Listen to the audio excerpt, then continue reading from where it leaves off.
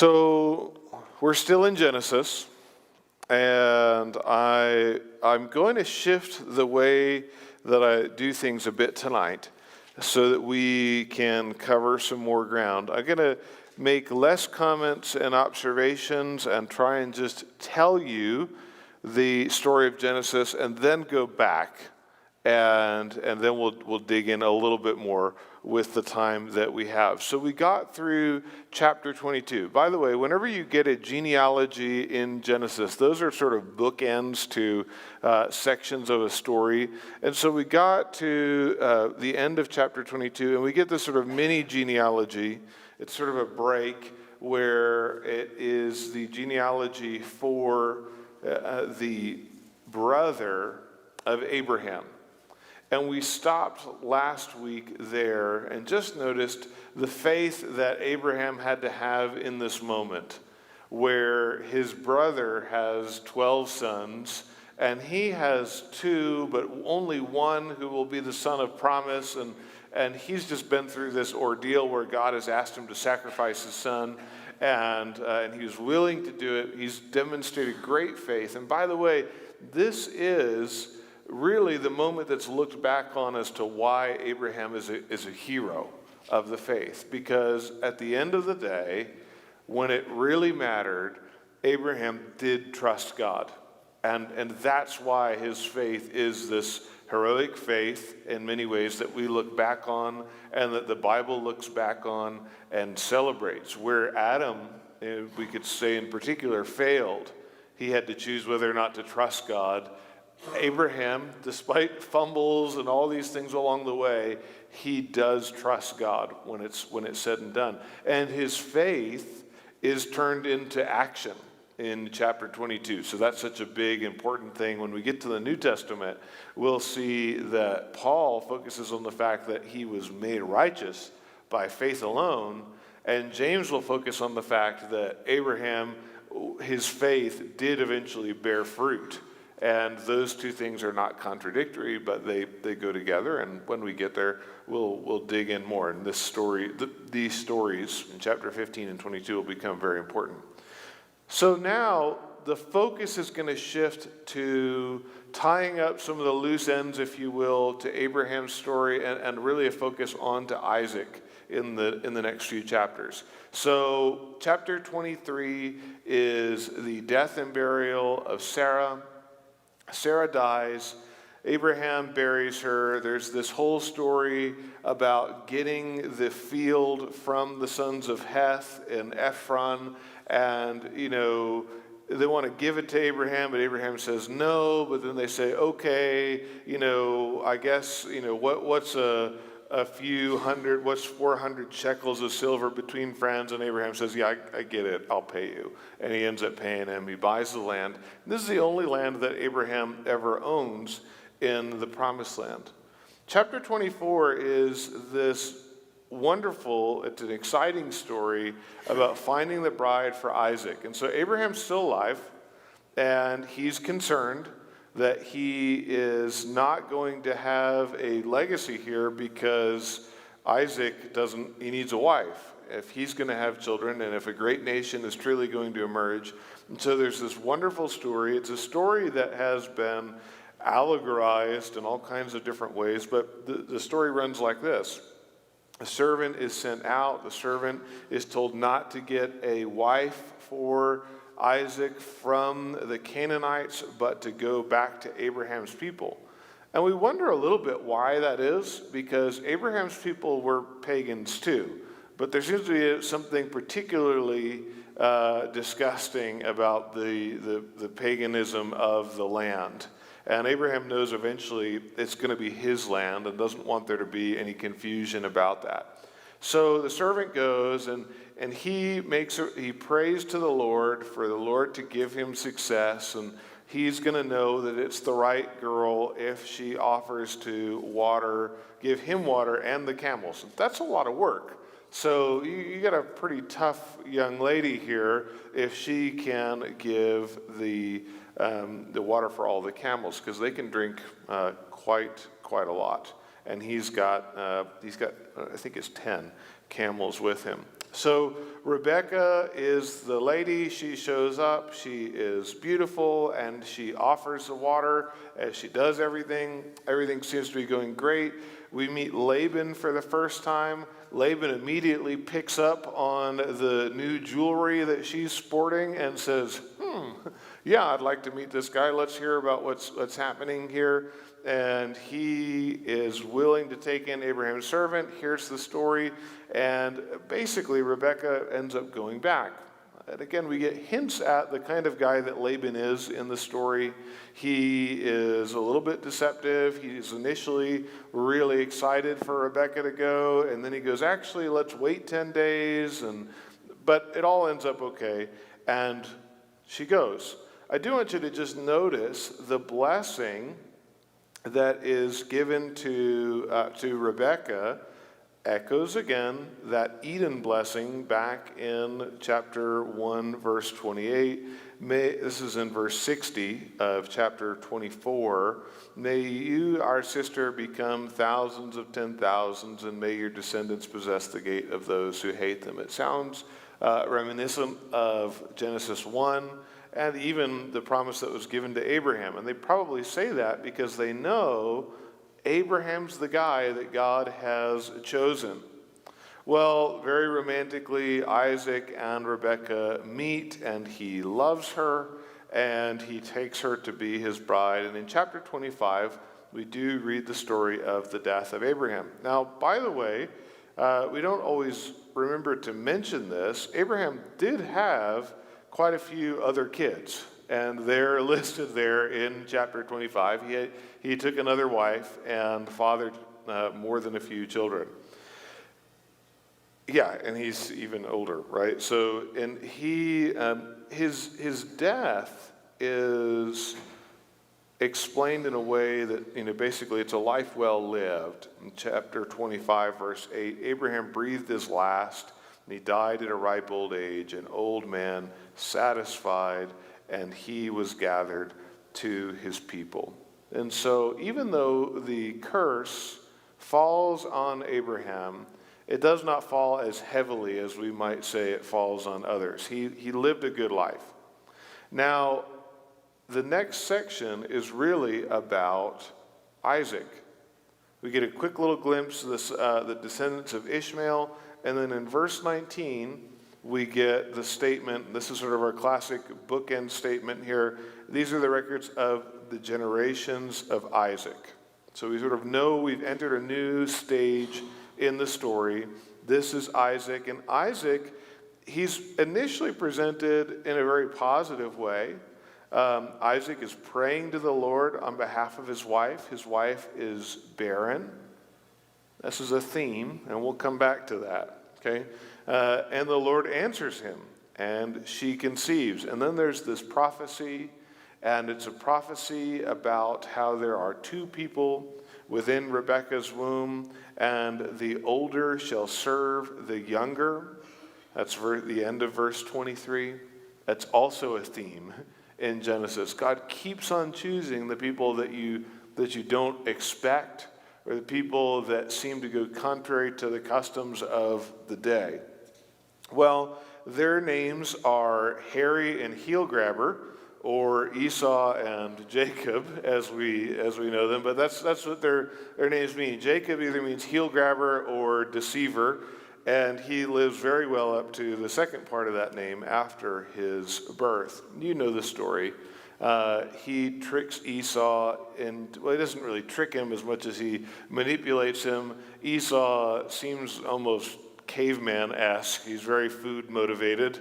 And so he is tricked by some red stew, and he gets the nickname Edom, which means red. And he sells his birthright to his brother. He despises it. He doesn't value it, right? If you think your birthright is about as valuable as some soup, then you don't think very highly of your birthright, or you think way too highly of soup.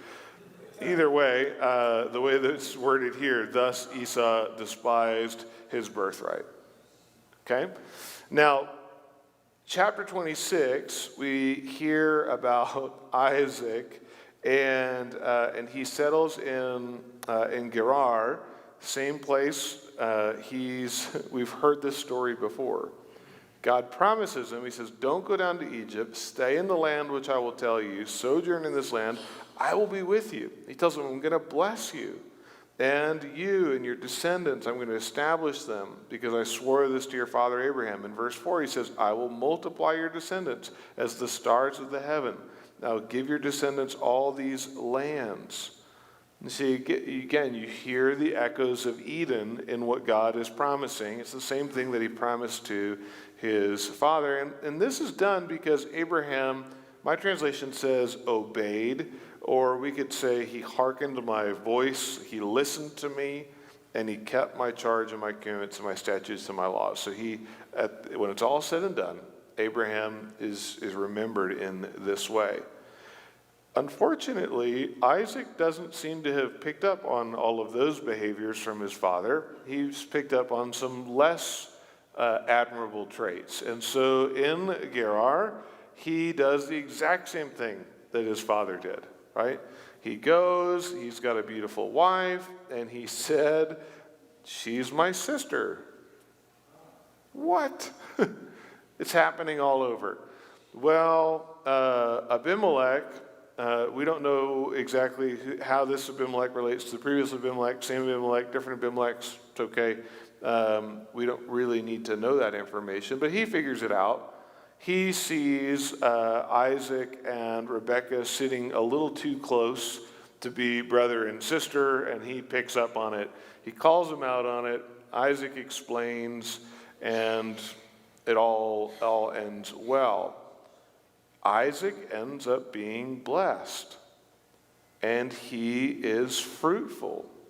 In verse 12, Isaac sowed in the land and reaped the same year 100-fold, and the Lord blessed him, and he becomes rich, and he's got flocks and herds and this great household. And Abimelech eventually says to him, you need to leave. You're too powerful to stay with us. There's some quarreling over the wells in chapter 26 that eventually results in a covenant with Abimelech, again showing us that Isaac is becoming powerful. And is recognized in verse 29, you are now the blessed of the Lord. So God's favor has passed on to Isaac and his family. Now, Jacob, we come back to him in chapter 27, and he's living up to this name of being a deceiver, and unfortunately, his mom is in on it. Isaac's old, and he's going to bless his son Esau, who was his favorite, and that's said in the text. Esau's the favorite. Esau is the man's man. He's the hunter. And Jacob is sort of the mama's boy, and he stays home. Well, Isaac says to Esau, I would like to have a really good meal before I bless you. Go and hunt some wild game for me. Prepare this stew. These guys and their stews, getting them in a lot of trouble, all right? Well, Rebekah hears this, and she says, I got a plan. Jacob, go get an animal from our herd, and I will prepare a stew. And then they do this whole thing. Esau must have been really hairy, okay? Permanent sweater all year round, kind of hairy. Because they put animal skins with fur, and that's how they trick Isaac. So he puts animal skins on, and he puts on Esau's clothes, and he goes in, and Isaac smells like my son. Something's a little weird. You're a little more hairy than usual, but okay. Lies and deception again, right? So here we have God's people. They're so obviously God's people, and they're failing to act like it, though. They keep on doing things where they act like the serpent. The serpent's the one who twists words. The serpent's the one who tells lies. And yet here we have God's chosen people doing this very sort of thing. Well, the blessing is stolen, as it were. Esau is not able to be blessed as he otherwise would have been. And the blessing is really almost sounds like a curse, what he gets. You can imagine Esau's not real happy about this. And so Jacob flees. And Jacob flees and he goes to Uncle Laban, who we've already met. And he's there, he meets Rachel, he works for Rachel for 7 years in order to be able to become her husband, but the deceiver gets deceived. Laban one-ups him, and there you sort of wonder how this could possibly have happened, but it did. Jacob thinks he's marrying Rachel, and he wakes up with Leah the next morning. And then Laban sort of is like, oh, you didn't know that was going to happen? Of course, this is our custom. And, well, it's sort of too late now. And so Jacob works another 7 years for Laban. And eventually, Jacob is prospering. And things are going sort of well for him, but sort of not. You read in chapter 30 about the sons of Jacob. So Jacob now has 2 wives. Each one of them have a servant, and Jacob ends up having children by all of them. It's a mess, right? And so sometimes people will point out, oh, well, in the Old Testament there was polygamy, so it must be okay. Just read the story. It's not okay. It's a huge mess, right? The polygamy is never lifted up as a good thing in the Bible. And we're told later, the king's not to acquire lots of wives for himself. But whenever we do see polygamy happening, it's not put in a good light. Jacob is in a really bad situation. He has 2 sisters who are rivals. Leah's having children. Rachel's not having children. Rachel is mad. She says, give me children or else I die. Jacob's upset with Rachel. I can't do anything about this. So then he starts having kids with Bilhah, her servant. And then, as we progress a little further down in the story, what we have is Jacob is basically being bought and sold by his wives. So we have the whole mandrake issue, which is supposed to increase fertility, and Rachel wants the mandrakes, but Reuben found the mandrakes, and Reuben's Leah's son, and she says, no way. And then Rachel says, well, I'll let you have Jacob for the night if you give me the mandrakes. And Leah literally tells Jacob, you will spend the night with me because I bought you. Whoa. This is not a healthy situation. What we would say, this is a highly dysfunctional family, right? That's what we would say to use our language from today. Despite all of this, God clearly sticks with Jacob and clearly blesses him and clearly blesses his family. And there's sort of a mess, but it's mentioned over and over again that God is at work here. God remembers Rachel. Eventually, Rachel does have children. Joseph is her firstborn, and then she dies giving birth to Benjamin later on in the story. So we have God working even apparently as Jacob seems to be practicing something that it looks to us anyways to be superstitious. The whole way in which he tries to get flocks to produce a certain coat. There's nothing scientific about it, right? It's very pseudoscientific. Get the sheep to look at certain colors when they mate and produce this particular color. And I don't think we're supposed to read that and think that God was particularly in that, but that God worked in spite of that. So God is good to Jacob. Verse 43 of chapter 30, so the man became exceedingly prosperous, had large flocks and female and male servants and camels and donkeys. And eventually he says, I'm done working for Laban and I am going to leave. And he knows ultimately that it is God who's been good to him. In chapter 31, he recognizes that the God of my father has been with me. And he goes on and he convinces his wives that, hey, it's time for us to go. Laban's taking advantage of us.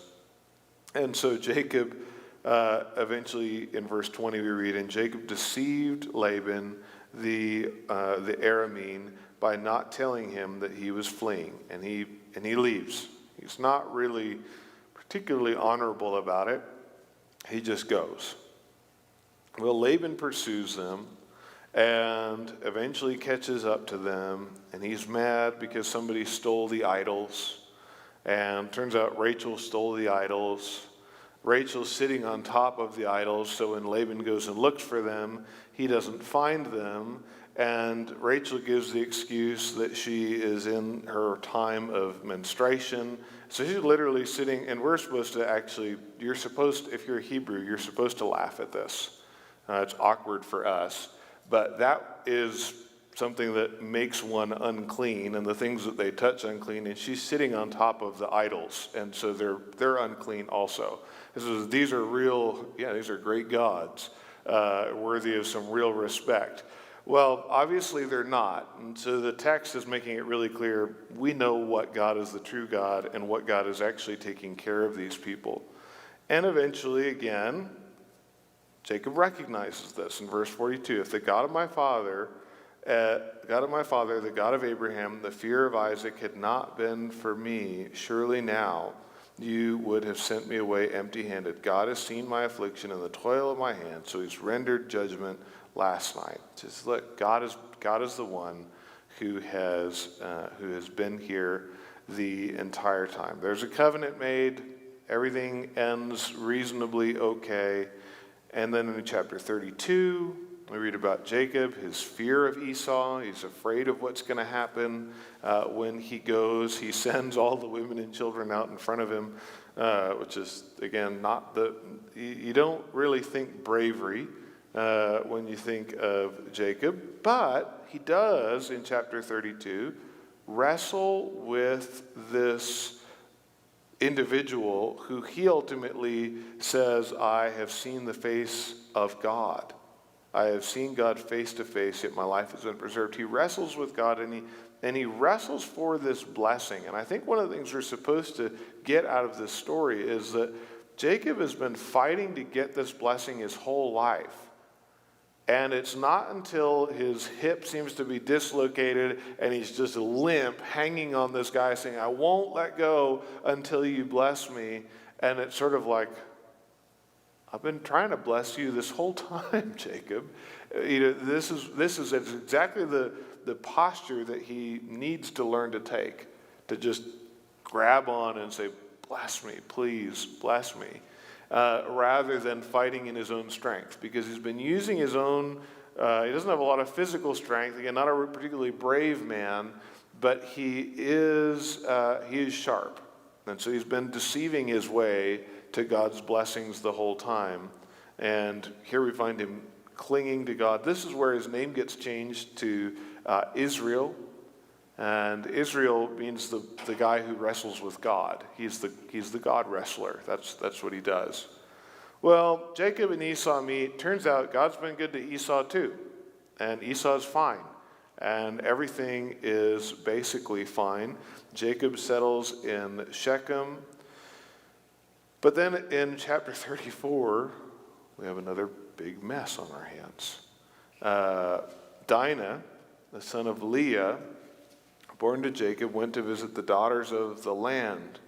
And eventually she ends up in the arms of one of the local men who takes advantage of her. And this doesn't go over well. Jacob says to him, well, we don't marry with folks from here. We have these customs that we follow, and one of them is circumcision. And they convince all the men of Shechem that if they want to be able to intermarry, that they need to get circumcised. But then we have a couple of Jacob's sons who say, no way are we going to be okay with this. So in verse 25, we read, now it came about in the third day, they were in pain, so one might imagine, and two of Jacob's sons, Simeon and Levi, Dinah's brothers, each took his sword and came upon the city unawares and killed every male. So that escalated, right? That really spirals. Jacob is worried about this. Eventually they decide they're going to move to Bethel. And again, Jacob had the wrestling match where he had to grab onto God, and this seems to be the moment in his life where he really starts to live that way. He goes to Bethel and make an altar to God who appeared to you, and he flees, and this is when they give up the foreign gods in verse 4. They seem to really be leaning into their relationship with God. And in verse 9, God appeared to Jacob again when he came to Paddan Aram, and he blessed him. God said to him, "Your name is Jacob. You shall no longer be called Jacob, but Israel shall be your name." Thus he called him Israel. God said to him, "I am God Almighty. Be fruitful and multiply." Again, we've heard that blessing over and over throughout Genesis. It comes from Genesis 1:28. The nation and a company of nations shall come from you. Kings shall come forth from you. The land which I gave to Abraham and Isaac, I will give it to you. I will give the land to your descendants after you. And so this is really a wonderful moment for Jacob. Now, unfortunately, Rachel does have another son, and she dies giving birth, and that is Benjamin. And this is all happening while this is all happening, we see there are still problems in the family. This quick story about Reuben and his father's concubine, it's not good. We read about the 12 sons. Finally, we've got the 12 sons of Israel at the end of the chapter. Esau moves, we get the descendants of Esau, and so we've really begun, or we're about to begin, sort of a new section. We get a little bit of the background for Esau, and in chapter 37, we read that Jacob lived in the land where his father had sojourned in the land of Canaan, and these are the records of the generations of Jacob. So, transition point in the book. Where we get to read about these generations of Jacob. And real quick, we get to the story of Joseph, though, right?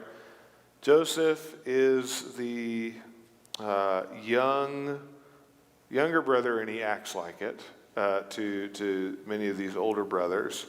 And there's sibling rivalry. He tells his dreams. You remember these stories. The sheaves bow down to him. Everybody's bowing down to him.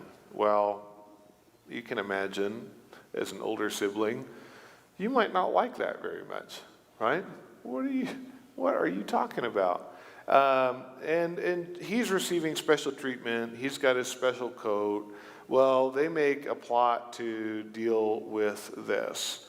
And so he goes out to find his older brothers, and they beat him up and they throw him in a hole, and maybe we should kill him. No, we could make more money if we sold him. So they sell him, and he is taken off to Egypt, and he is bought by Potiphar. Then we get this interlude about Judah and Tamar. And this is another just story that we read and we go, what a mess, right? What a mess. Judah has a son. His son is married, and his firstborn takes a wife in verse 6, and her name's Tamar, but he dies. He was evil in the sight of the Lord, so the Lord took his life. So he didn't just die. He was taken by God because of his evil ways. And Judah goes to Onan, the next brother, and he says, well, you need to produce offspring with your brother's wife. And we say, that's really weird. But that was an accepted custom. It eventually becomes part of the law when Moses gives the law. But Onan does things in such a way so as to ensure that Tamar doesn't have children. And you can read about that. Tamar ends up tricking Judah eventually because she feels that she's been mistreated, and she dresses as a prostitute. She takes some of his belongings as a way to be able to show who she has been with, and Judah is with her, and she ends up fathering a child through Judah. You say, what an awful story. Why would you even tell that? That's the kind of story that you leave out when you tell your family history, right? We don't really talk about that. And yet, here it is. And this becomes really important because really important people come from this line. People like King David and Jesus. Yeah. There's a pattern here. You picked up on the pattern? God is working in the middle of human mess. And he's working in and through, and he's weaving in and out of it. He's not getting his hands dirty, but he's not giving up on people either. And that's why it's so beautiful that we have Tamar in the lineage of Jesus, because it's that story. This story in and of itself becomes a great story of redemption. Because it says that even when things get that bad, and even when things get that weird and that out of control, God can still bring something good from that evil. That's actually, I think, the whole point of the story of Genesis. It's certainly the whole point of the story of Joseph, right? Joseph's life he's in Egypt. He's been sold, and then things go good. He's in Potiphar's house. The problem is, apparently he's a good-looking guy. Potiphar's wife thinks that maybe she'd like to spend some extra time with him. And, Joseph does the right thing, and he runs. And she grabs a hold of his coat on his way out, and then she accuses him of wanting to take advantage of her. And Joseph ends up in jail. While he's in jail, you all know the story.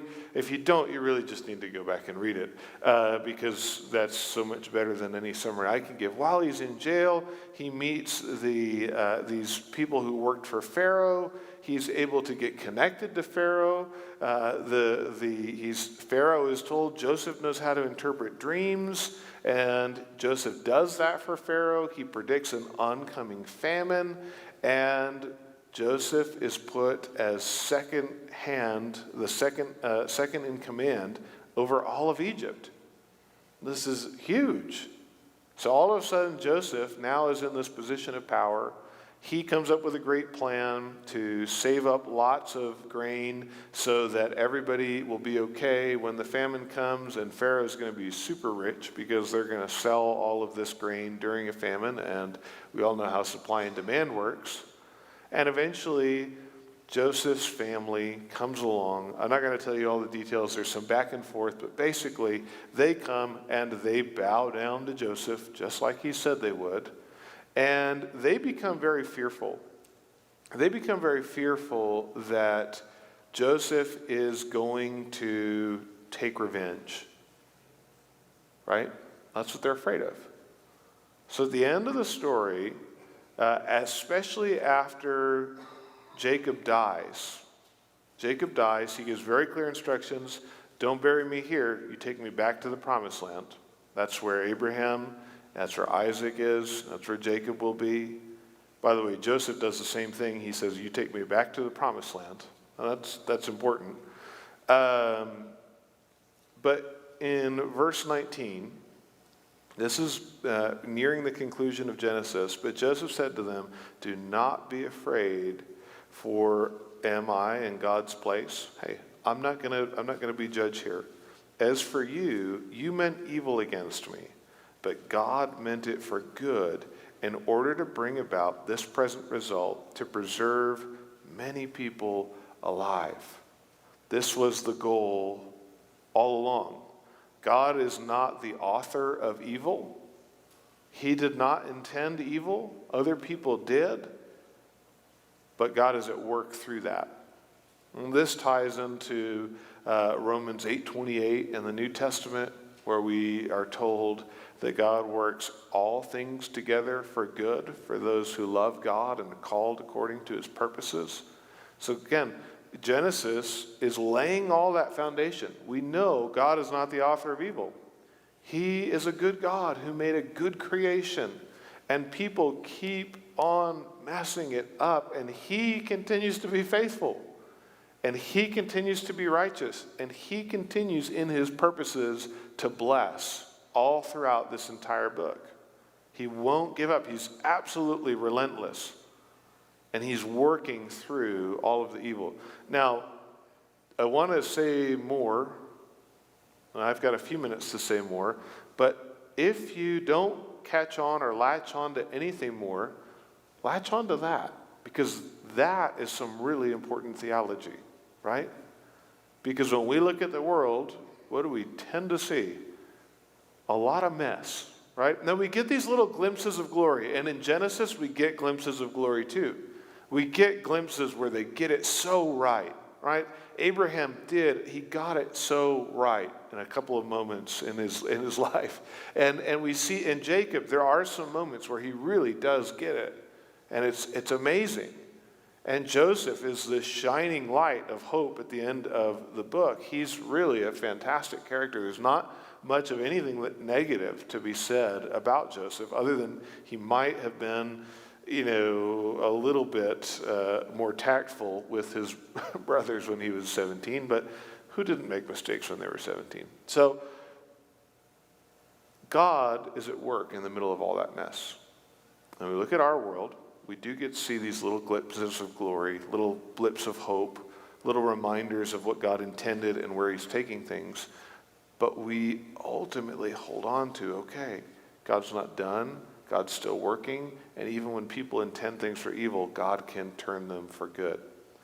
Now, let's look at a few more things. The faithfulness of God. Remember, God promised, all this time I've had slides, but you've not seen any of them. Oh, well. Dr. Johnson, if we can get I don't know if the projectors, okay. So God is faithful. Now, you remember, He had cursed the serpent, the woman, and Adam in chapter 3. God is faithful not only to be merciful, but he is faithful to his justice. That's important. So he had talked to the serpent. He said, you're going to go on your belly. You're going to eat the dust. There's going to be enmity between you and the woman, and ultimately your head's going to get crushed. And to the woman, he had said, there will be, my translation says pain in childbearing. But I think in order to see this played out in Genesis, this is also a legitimate translation, we might have said something more like there will be distress in pregnancy. Okay? Because what's one of the things that happens, so if you say pain in childbearing, what we think of is labor at the end of the process. But the words that are used, they imply the whole process. And so all throughout Genesis, what do we see? We see lots of barren women who can't have children. They're having distress in pregnancy. That's part of God saying, the curse is real. My justice is real. This really, I'm not playing when I made that up. He also tells the woman that there's going to be conflict between her and her husband, that she will desire his role, but he will dominate her. And the word dominate in that context is not good. And we see a lot of that throughout the book of Genesis as well. Distress in pregnancy, pregnancies that don't go well, Rachel dying, giving birth, conflict between husband and wife, we definitely see that. Men not treating their wives well, definitely see that. The ground is cursed when God speaks to Adam. Well, remember, the whole reason why Abraham and Isaac are leaving the promised land is because of famines that are coming up. And so we see God is following through on all the things he said, and every time he's telling them, but trust me, because I'm not just a just God, I'm also a merciful God. So we see that coming through. In the return to dust, everybody does die in this story.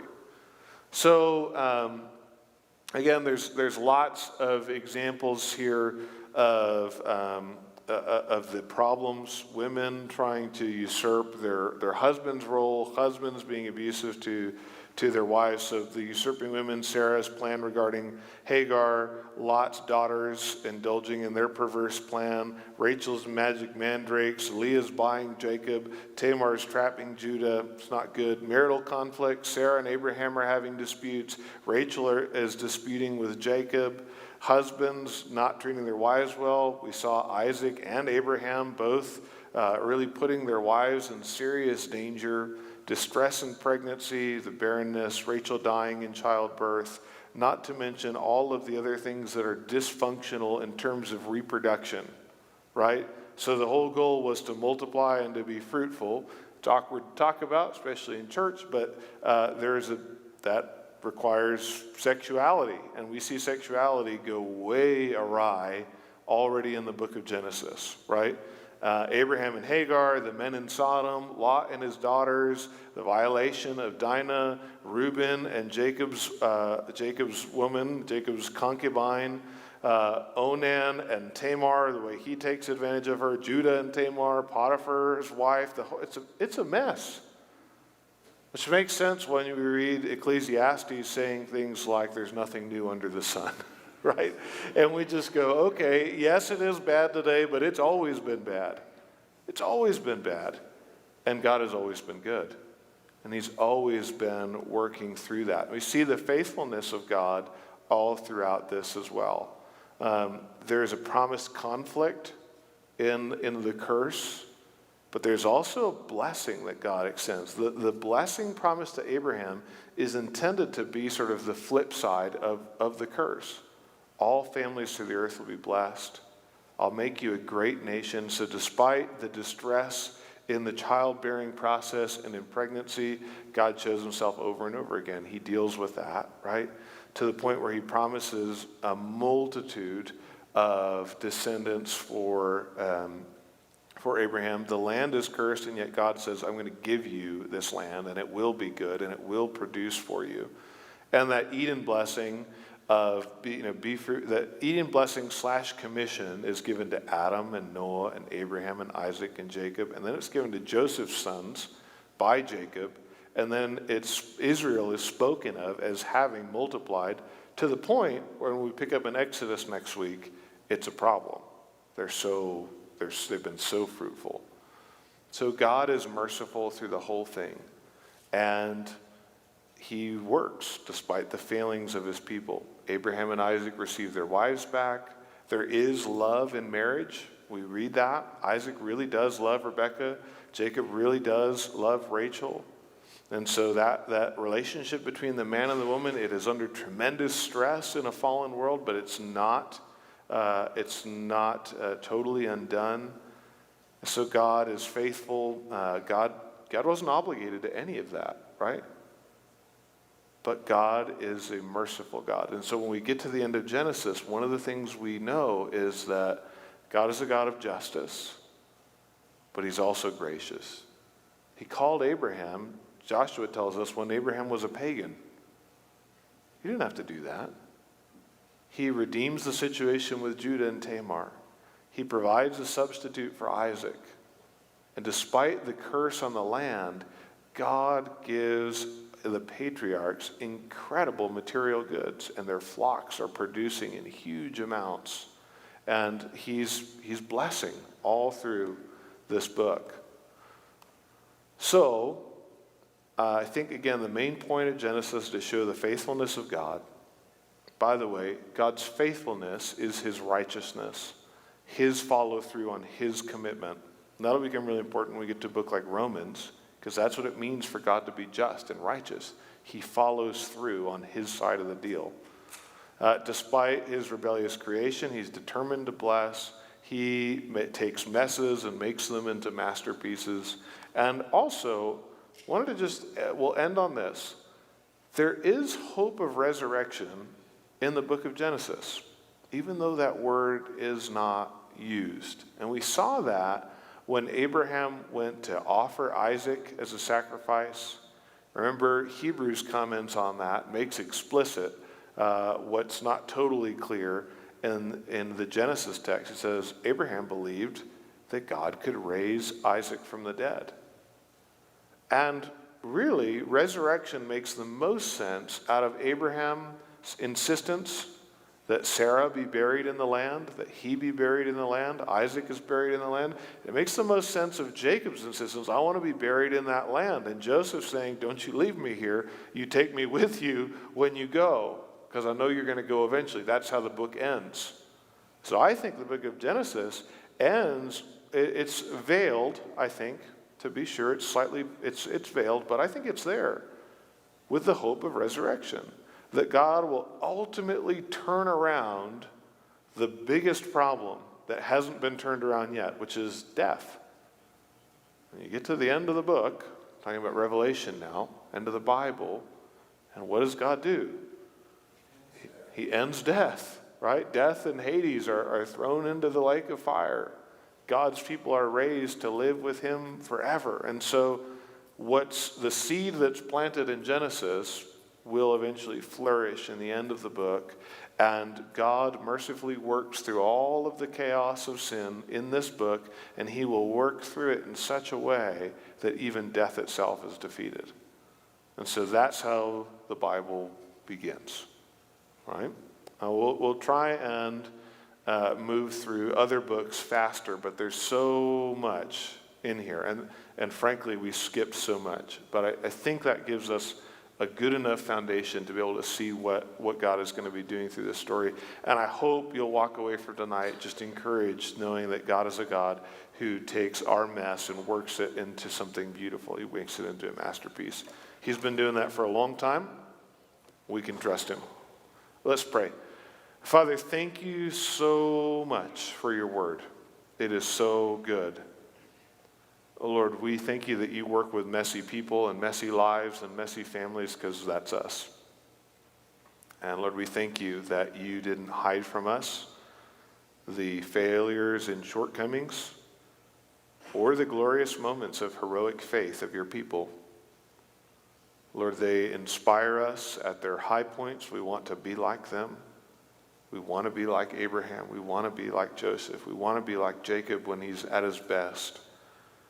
And Lord, we are encouraged by your graciousness towards them when they were at their worst. Comforted knowing that you are gracious to us, even at our worst and darkest moments as well. Help us to find comfort and to find encouragement from these words, and to ultimately trust you, that you are on mission to undo those consequences which have come into our lives in this world as a result of sin. We thank you that sin and death have ultimately been dealt with in Jesus. Help us to live in accordance with that truth, live anticipating eternity because of him. Keep us safe as we return to our homes. Help us to wake up tomorrow ready to live our lives fully dedicated to you. We ask all these things in Jesus' powerful name. Amen.